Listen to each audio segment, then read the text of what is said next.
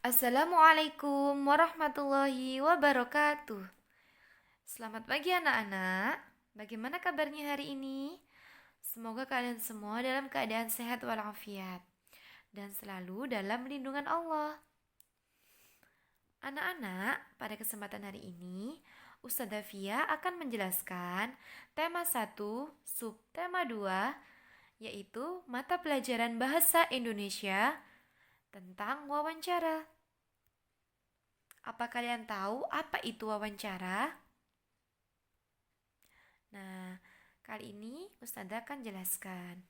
Wawancara adalah suatu cara untuk memperoleh informasi dengan mengajukan pertanyaan kepada orang yang memberi informasi. Jadi, tujuan dari wawancara ini adalah supaya kita memperoleh informasi dari seorang yang memberi informasi atau disebut dengan narasumber. Nah, sebelum kita melakukan wawancara, kalian harus tahu apa saja tahap-tahap wawancaranya. Tahap-tahap wawancara yang pertama yaitu menentukan topik wawancara. Apa itu topik? Topik adalah inti pokok pembahasan yang dibahas ketika dalam wawancara.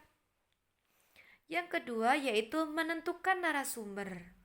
Nah, narasumber di sini adalah orang yang akan kalian wawancarai atau orang yang akan memberi informasi kepada kita. Yang ketiga yaitu membuat daftar pertanyaan.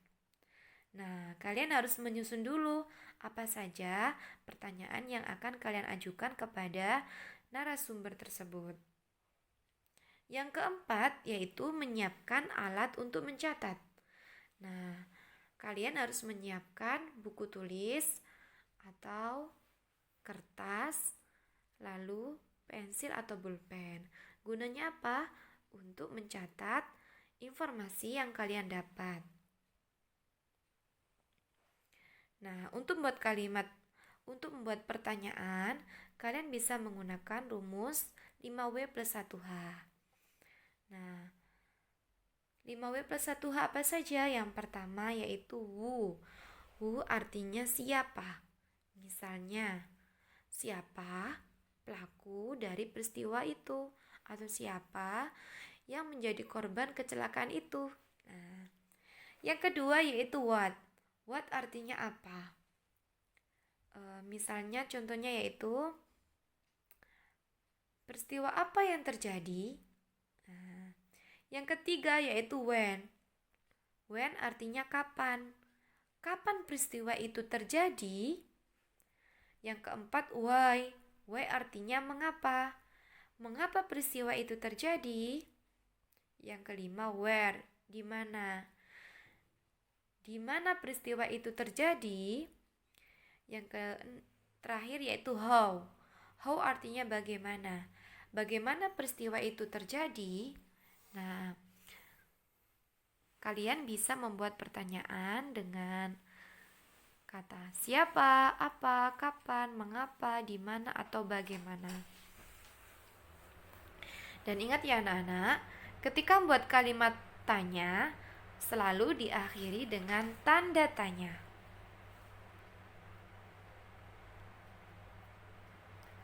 Nah, supaya kalian lebih paham, Ustazah kasih contoh wawancara, yaitu topik pertumbuhan dan perkembanganku.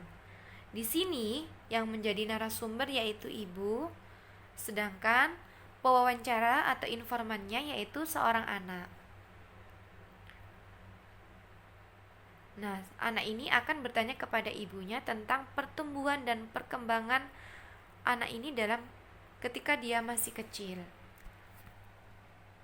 Contoh wawancara, yaitu topik pertumbuhan ya dan perkembangan. Bu, saya dulu mulai kapan bisa berjalan? Nah, ibu menjawab, kamu dulu bisa berjalan saat usia 2 tahun. Lalu si anak bertanya lagi, Bu, makanan apa yang sering diberikan saat saya balita? Si ibu menjawab, ibu sering memberikan sayuran, buah-buahan, dan makanan sehat lainnya. Nah, selanjutnya si anak lagi bertanya, "Bu, ketika masih kecil, bagaimana pertumbuhan dan perkembangan saya?" Ibu menjawab, "Masa pertumbuhan kamu amat baik. Berat dan tinggimu selalu naik. Tapi perkembanganmu mengalami keterlambatan karena kamu sering sakit."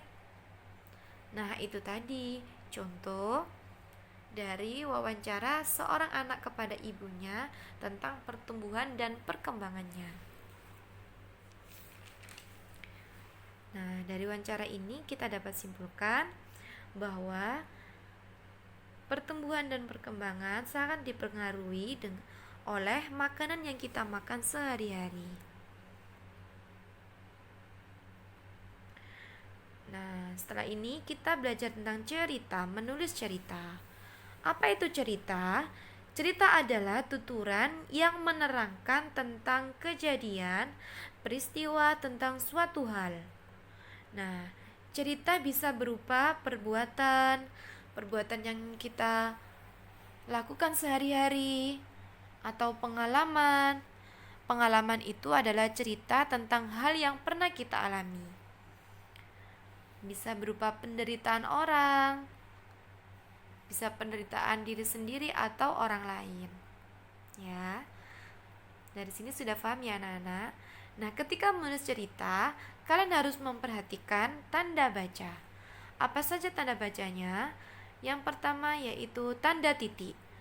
Tanda titik biasa digunakan untuk mengakhiri kalimat. Tanda koma digunakan untuk memisahkan unsur dari suatu perincian. Huruf kapital atau huruf besar ini bisa digunakan untuk awal kalimat. Pada awal kalimat misalnya yaitu bernapas merupakan ciri makhluk hidup. Kata bernapas yaitu pada huruf awalnya yaitu B ditulis huruf kapital dan diakhiri dengan tanda titik. Selain itu, huruf kapital juga digunakan pada nama bulan. Misalnya Januari, Februari, Maret. Januari, huruf J ditulis dengan huruf kapital.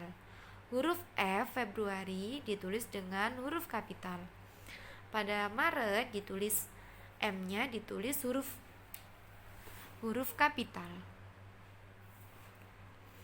Nama orang. Nama orang selalu diawali dengan huruf kapital. Misalnya Andi, huruf A ditulis huruf kapital.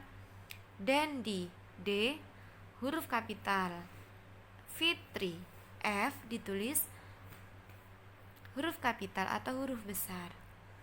Selain itu bisa digunakan pada nama kota atau negara. Nama kota misalnya S, Surabaya.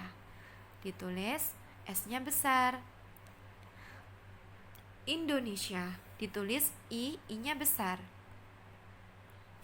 Dari sini sudah paham anak-anak? Ingat ya, perhatikan tanda baca ketika menulis cerita. Nah, sekian dari Ustazah Fia. Anak-anak tetap semangat ya, dan jaga kesehatan anak-anak hebat. Nah, sebelum Ustazah Fia tutup, tugas kalian di rumah yaitu mengerjakan uji kompetensi di halaman 30 sampai halaman 33, yaitu pada Romawi 1 sampai Romawi 2.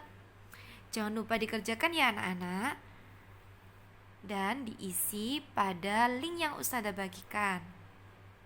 Sekian dari Ustazah Fia.